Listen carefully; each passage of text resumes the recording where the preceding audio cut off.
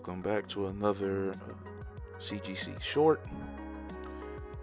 As the title will let you know, I kind of want to talk about China and how they have been slowly but surely taking over the games industry.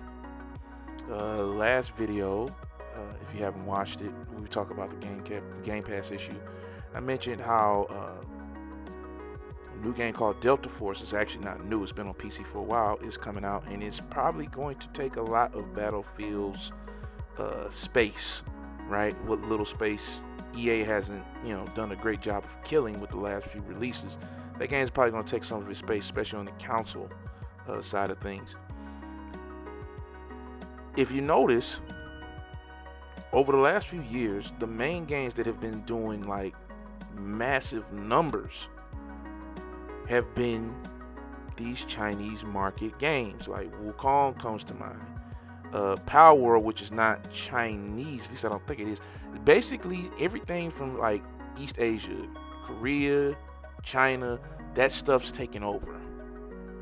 And I think it's because they figured out the formula, right? They figured out that we don't have to sell this stuff at astronomical prices. We don't have to go up to $70 to $80 with our budget. We have developers that are smart enough and good enough that they can make a deep enough game at about the $40 or $50, maybe $60 price mark. And then not only that, we are good enough at putting in monetization that is either unnoticeable or at the very least considered fair in some instances, and that's a very thin line right there, right? Because something like a Genshin Impact has, I think, I haven't played it in years, some of the most egregious monetization I've ever seen. The randomization of packs is never gonna be okay with me. Again, another point for another video. But I don't know, guys.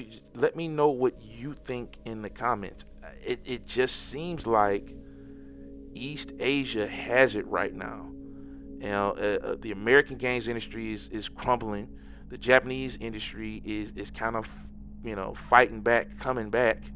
But like the Western part of the games industry it seems to be in a lot of trouble right now.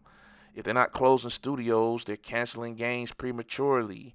They're showing us all the potential of stuff, and they say, it's not coming out. Like that Xbox stuff is really bad. And then to come to find out that has something more to do with Microsoft investing in AI than it did with anything that the actual Xbox team fumbled up and messed up. Like, I don't know. And the sad part is Microsoft's doing well, right? They're 2 years before they fired all of these people. They were talking about Microsoft could be valued at $5 trillion in like 18 months or a year and a half. But you spent so much money on, I think it was ChatGPT, that you've had to close down all of these studios and cancel all of these games. I don't know, man. I think East Asia has got it. I think most of our games are going to be coming from that region for the foreseeable future. Let me know in the comments.